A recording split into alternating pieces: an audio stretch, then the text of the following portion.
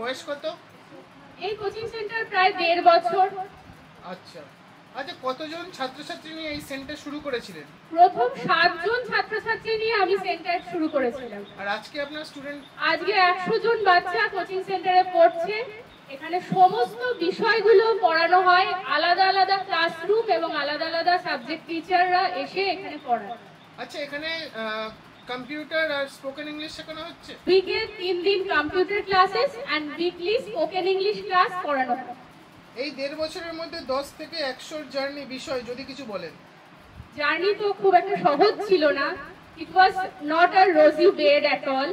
প্রথম 7 জন নিয়ে শুরু করেছিলাম, কিন্তু তখন এত বড় ভাবনাও ছিল না।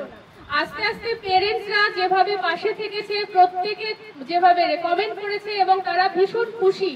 রবিবারও তারা বাড়ি থাকতে ভালোবাসে না, ম্যামদের এতটাই মিস করে, বেড়াতে গেলেও ম্যামদের মিস করে, ওখান থেকে ফোন করে। এইরকম একটা বন্ডিং বাচ্চাদের সঙ্গে আমাদের আর কি হয়ে গেছে এবং আস্তে আস্তে 7 থেকে 20, 20 থেকে 50 আর এখন 100 জন টোটাল। আচ্ছা ম্যাডাম, আমার লাস্ট প্রশ্ন, এখন চারিদিকে অনেক কোচিং সেন্টার রয়েছে, আপনার কোচিং সেন্টারে কেন স্টুডেন্টরা আসবে? মানে আপনার সেন্টারে বিশেষ দিকগুলো কি যদি একটু বলে দেন। বিশেষ দিক বলতে প্রথম কথা হচ্ছে আমাদের অন্যান্য কোচিং সেন্টারে ইন্ডিভিজুয়াল সাবজেক্ট টিচাররা পড়ান না, কিন্তু আমার এখানে সাবজেক্ট যদি সায়েন্স হয় সায়েন্সের টিচার, ম্যাথস হলে ম্যাথসের টিচার। দ্বিতীয় কথা হচ্ছে বাচ্চাদের মনের সঙ্গে মিল হওয়া, যেটা খুবই প্রয়োজন।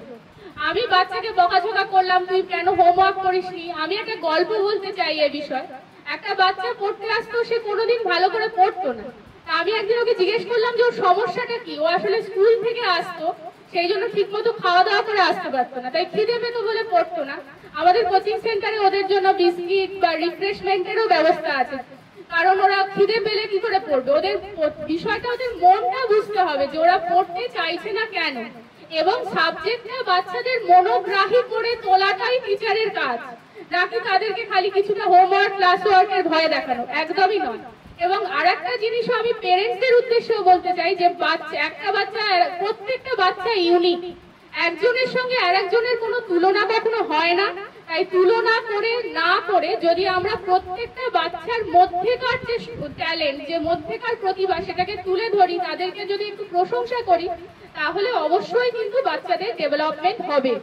এবং দ্বিতীয় কথা, আমাদের এরকম সামার ক্যাম্প, উইন্টার ক্যাম্প, বিভিন্ন রকম ওদের যে সারা মাসের যে একটা জার্নি, সারাক্ষণ পড়াশোনা, স্কুলের বাইরেও আমরা তাদের সর্বাঙ্গীন বিকাশের জন্য, অর্থাৎ হলিস্টিক ডেভেলপমেন্টের জন্য এই সমস্ত ছোট ছোট অ্যাক্টিভিটিজ এর মধ্যে দিয়ে তাদেরকে তাদের পড়াশোনাটাকে আরো বেশি করে মনোগ্রাহী করে তোলার চেষ্টা করে তুলি।